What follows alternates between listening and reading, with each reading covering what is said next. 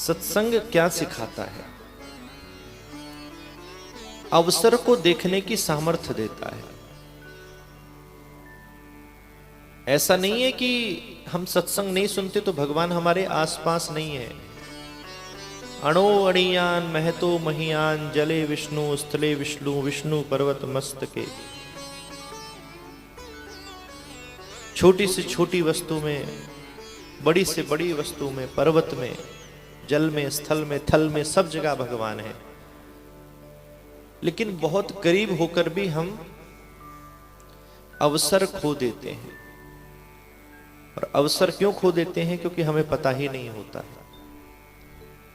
कई बार जब हम अपने आप को बहुत अकेला महसूस करें, बहुत असहाय महसूस करें, उस समय परमात्मा हमारे सबसे निकट होते हैं।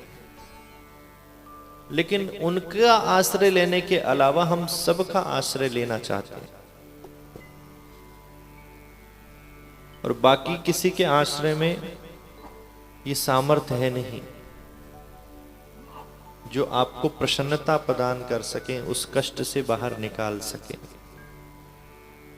वह तो सिर्फ भगवान की अंदर ही सामर्थ्य है, क्योंकि बाकी सब सिर्फ शरीर का साथ दे सकते हैं। लेकिन व्यक्ति परेशान किससे है? मन से। और मन के देवता है चंद्रमा। और चंद्रमा किनकी शीश पर विराजते हैं? भगवान शिव की। तो शिव की शरण में जाओगे तो सीधा सीधा चंद्रमा से भी कांटेक्ट हो जाएगा, गंगा जी से भी कांटेक्ट हो जाएगा।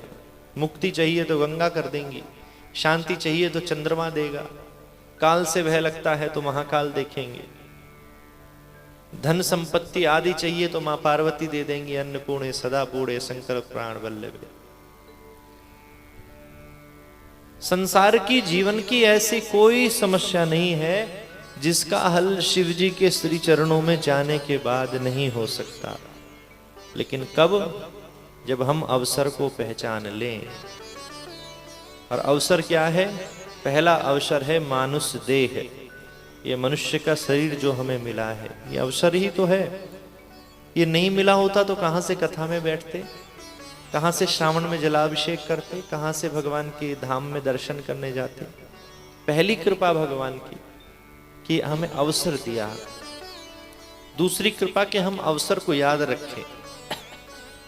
कई बार अवसर पाकर भी व्यक्ति भूल जाता है, और चीजों का ध्यान रहता है, लेकिन बाद में याद आता है अरे हमें तो ये काम भी करना था वहां जाकर के, और व्यक्ति भूल गया।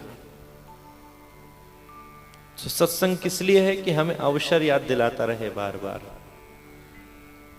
और भगवान को पहचानने की हमें सामर्थ्य देता रहे।